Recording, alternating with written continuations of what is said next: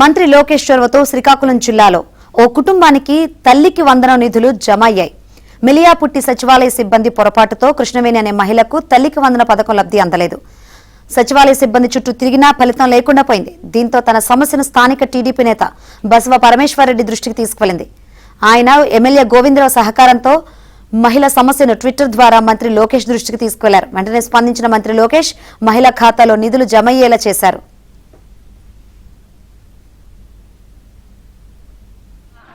శ్రీకాకుళం జిల్లా మెలియపుట్టి మండలం పాతపట్నం నియోజకవర్గం మెలియపుట్టి గ్రామంలో మేము ఉన్నాము.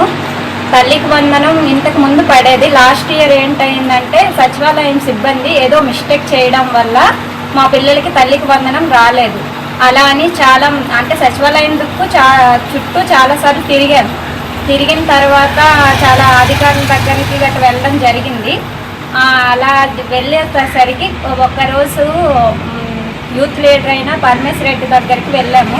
ఇలాగ మా సమస్య ఇలా ఉంది అనేసి తనకి చెప్పేసరికి తను ఏం చేశాడంటే ఆ ప్రాబ్లం మామిడి గోవింద్ గారు మన ఎమ్మెల్యే అయిన మామిడి గోవింద్ వద్దకు తీసుకెళ్లారు. అతనేమొచ్చి ఈ ప్రాబ్లం నారా లోకేష్ దగ్గరికి తీసుకొని వెళ్ళడం మాకు ఈ ప్రాబ్లం సొల్యూషన్ అయ్యింది. ప్రాబ్లం క్లియర్ అయినందుకు ఈ సంవత్సరం మాకు తల్లికి వందనం పొందినందుకు కృతజ్ఞతలు తెలుపుతూ ధన్యవాదాలు. మా శ్రీకాకుళం జిల్లా మెలియపుట్టి మండలం పాతపట్నం